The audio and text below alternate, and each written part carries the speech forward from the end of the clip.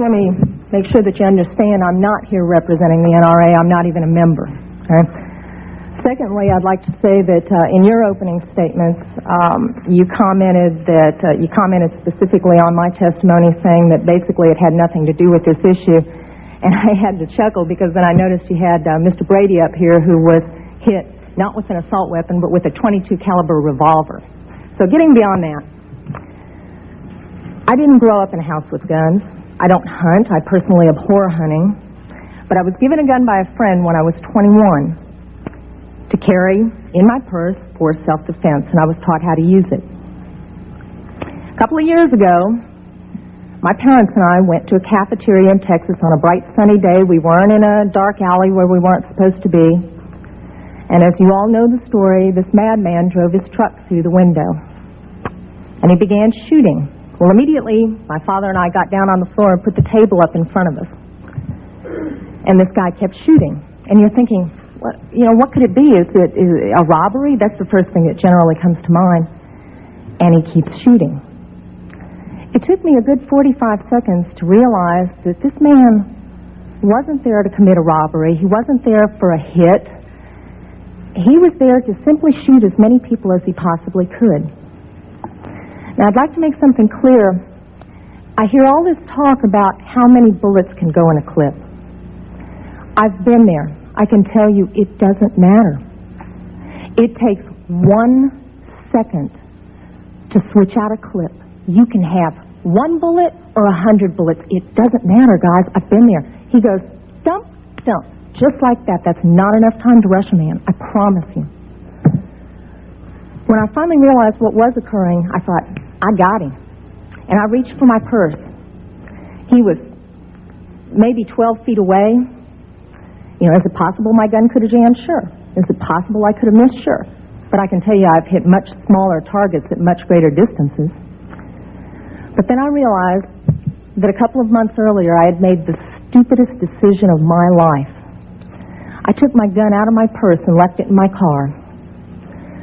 Because as you well know, in the state of Texas, it's sometimes a felony offense to carry a gun in your purse.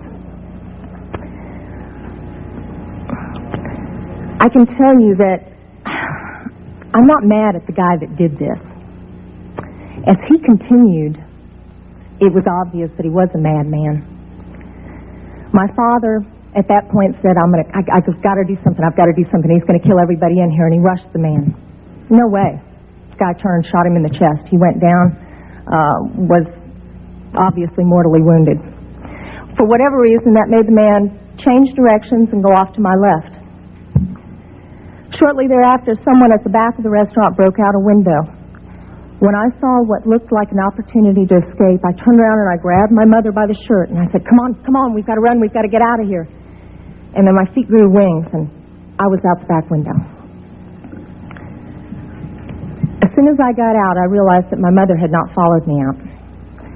And as I learned from the police officers, she had crawled over to where my father was and cradled him until the guy got back around to her, put the gun to her head. She looked up at him, put her head down, and he pulled the trigger.